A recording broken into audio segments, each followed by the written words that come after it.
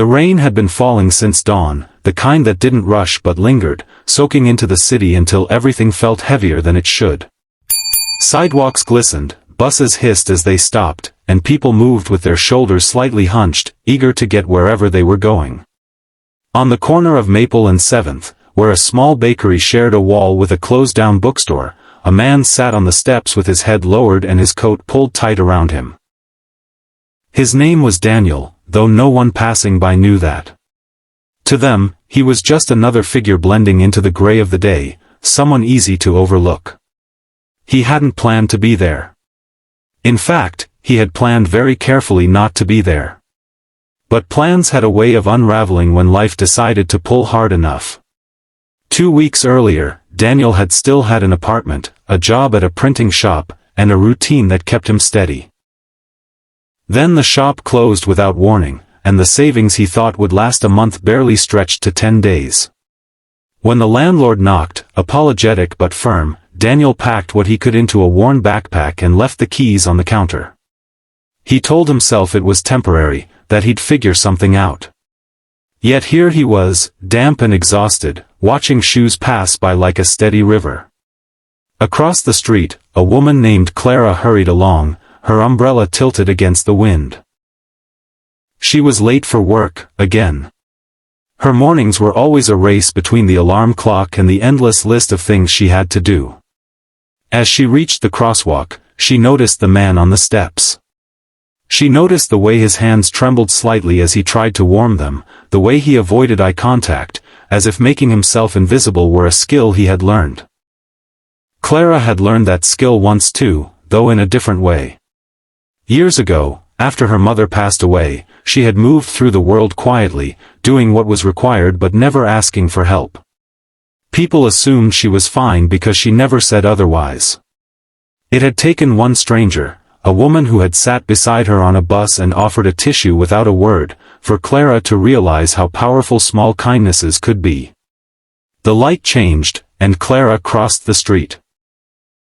She told herself she was just going to the bakery for coffee, nothing more. But her steps slowed as she reached the door. Through the window, she saw Daniel shift uncomfortably, rainwater dripping from his hair onto the concrete. Inside the bakery, the smell of warm bread wrapped around her like a familiar blanket. She ordered a coffee and a sandwich, then hesitated. The voice in her head listed reasons to mind her own business. She didn't know him. He might not want help. She might be late enough already. But another voice, quieter yet persistent, reminded her of the bus ride years ago and the tissue offered without explanation. When she stepped back outside, she held the coffee carefully, shielding it from the rain.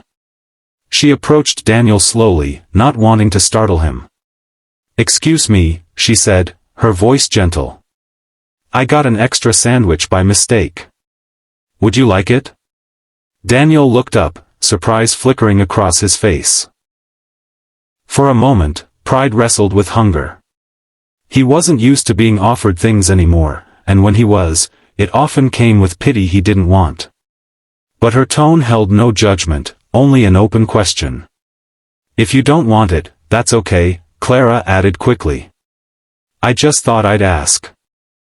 He nodded, swallowing. "Thank you," he said, his voice rough. "That would be, yeah. Thank you." She handed him the sandwich and the coffee, and he accepted them with hands that shook less now, either from warmth or relief. Clara smiled, unsure of what else to say. "I'm Clara," she offered, mostly to remind herself he was a person, not a problem to solve. "Daniel," he replied after a moment.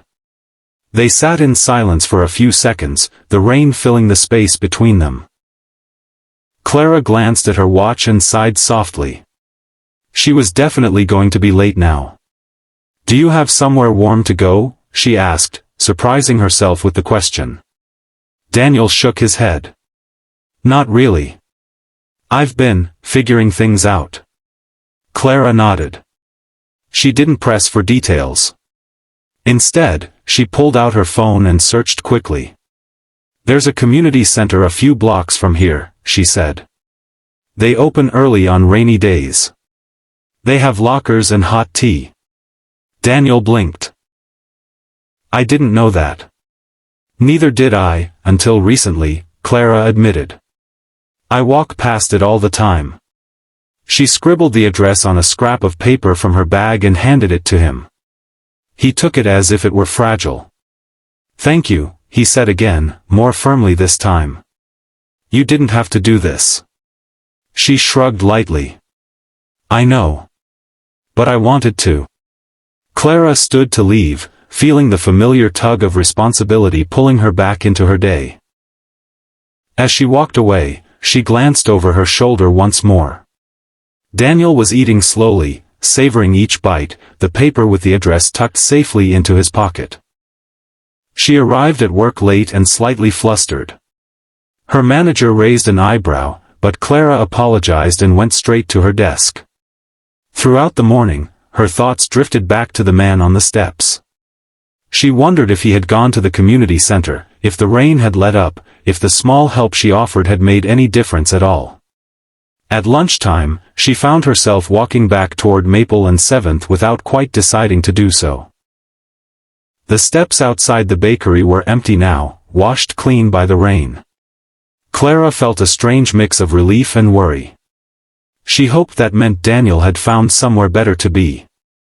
Daniel, meanwhile, sat inside the community center, a warm mug of tea in his hands. He had hesitated before going, staring at the address as if it might disappear. But hunger and cold had nudged him forward. Inside, volunteers had greeted him kindly, offering him a towel, a locker, and information about job listings posted on a bulletin board. No one had asked him to explain himself. For the first time in days, Daniel felt his shoulders relax.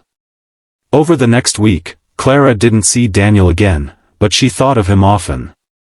She started carrying a few extra dollars in her bag, not as a rule, but as a possibility. She smiled more at strangers, held doors open longer, noticed things she had once rushed past. Daniel found temporary work unloading deliveries for a grocery store. It wasn't much, but it was enough to get him back on his feet slowly. He visited the community center daily, building a routine that felt like a lifeline. On his third day there, he saw a familiar face across the room. Clara was helping a volunteer organize donated clothes. When their eyes met, recognition sparked, followed by surprise. You came, she said, genuinely pleased. So did you, Daniel replied, a small smile forming.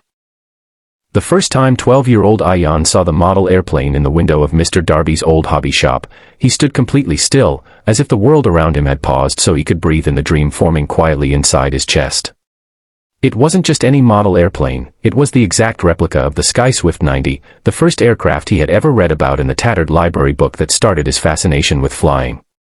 The plane had a sleek silver body, red-striped wings, and a small clear cockpit that seemed to whisper stories of open skies and faraway places.